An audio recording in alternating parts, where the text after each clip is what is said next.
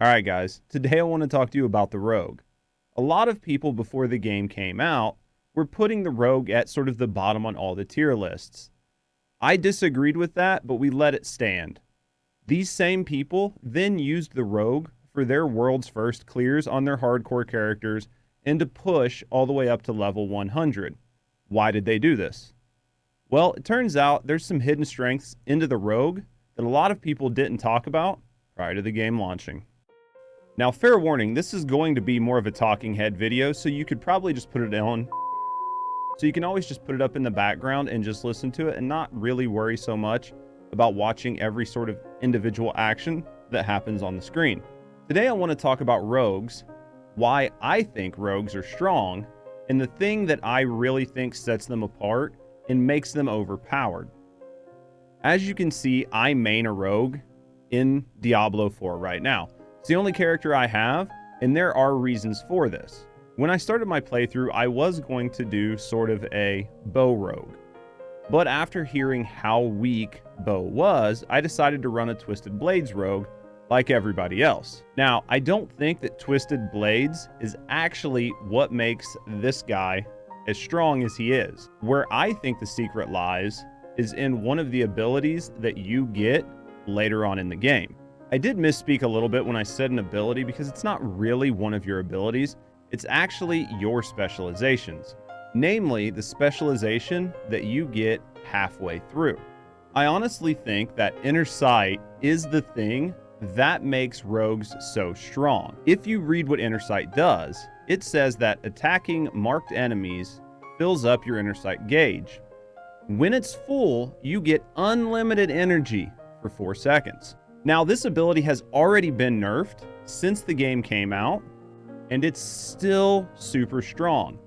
It's strong enough to me at this point in my playthrough to not consider any of the other specializations. Now, I know there are some sort of uniques and skills and legendary aspects that you can get later on in the game that will sort of make this less desirable, but I don't think that the desirability of Inner Sight ever truly goes away. When you're farming, using things like combo points and preparation might be a little bit better because you're just going for speed and you can kill everything relatively quick. Where Inner Sight really shines is in single target damage. When you only have one target, you are guaranteed to proc Inner Sight every time it comes off of cooldown. Now, I'm not entirely for sure what the cooldown they added to it was. I think it's somewhere around 4 or 6 seconds. But the fact that for 4 seconds, you can use your core ability unlimited as fast as you can pop it off. And then after that's done, you have to wait 4 seconds and then another second or so to build Inner Sight and then do it again, is what really makes every rogue strong in the early to middle game. If you are not using Inner Sight in your build and you're using combo points or something else, I would highly suggest at least consider trying it out and replacing what you currently have in your build with Inner Sight. One of the things I think that really works in the favor of Inner Sight is it works with so many builds.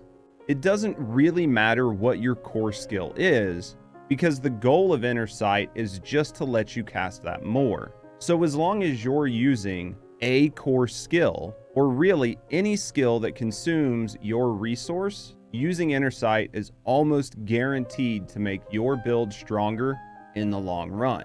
So for those of us that are running Twisted Blades, this allows us to keep the uptime on this pretty much non-stop while we're doing DPS to final bosses. And it would work just as well with Barrage or with Rapid Fire. And I think that's where the true power of Inner Sight comes from. The fact that it works so well with anything you want to use across the board. Ultimately, at the end of the day, there are really a lot of factors that are going good for the Rogue right now and have put the Rogue in a very good spot.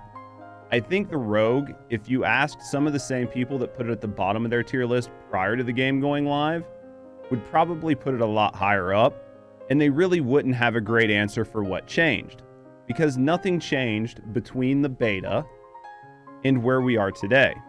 While I think the true strength of the Rogue lies in its entire kit, I think that if you were to remove Inner Sight or nerf it much further, the rogue's kit would not be as good as it is, and a lot of people would find themselves struggling to want to play the rogue because the benefits would be outweighed by sort of the risks and the lack of fun in the character and in the gameplay.